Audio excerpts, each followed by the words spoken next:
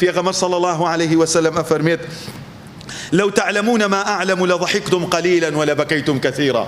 تو بڵێ چی شتێک شارابێتەوە لە ئێمە کە پێغەمبەر صلی الله عليه وسلم ئەفەرمی ئەوەی من ئەیزانم ئێوە زانی باتان پێ نائەکەنین و زۆر ئەگریان. وما تلذذتم بالنساء على الفرشات ولخرجتم إلى الصعودات تجأرون إلى الله.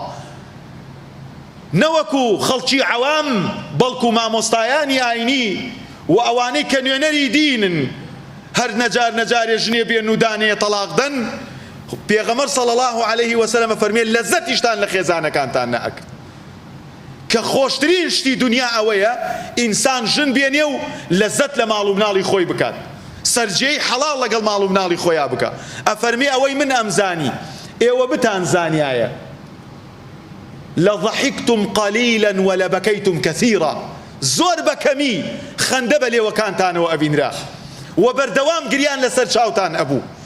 دنیاتانی دا ئەپۆشی غەمگینی ئەو غەمەی ئەگەر کەسێ نەچێتە بەهەشتەوە ناتوانێ بڵێ الحەمد لله الذي أذهب عنا الحزن.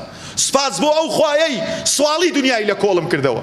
کاتێک کە زەکات مستحەقی خۆم بوو ئەیان هێنا ئەیاندایە دەستمەوە بە شەرمەوە وەرم ئەگرت. سپاس بۆ ئەو خوایەی ڕزگاری کردم لە دنیا. الذي أحلنا دار المقامة، داری مقامەتی هەتا هەتایی بە تاپۆی کردە ناومان و ئیتر لێرە دەرناچین.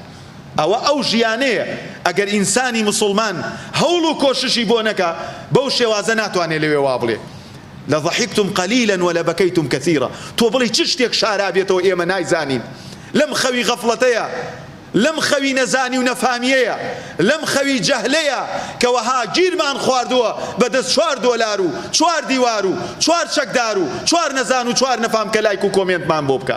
گەرە چ شتێک شارابێتەوە لە چاوی غەفڵەتی ئێمە ئەوجا ئەفەرمێ لە ماڵ و مناڵی خۆشتان لەزەتتان نەئەکرد.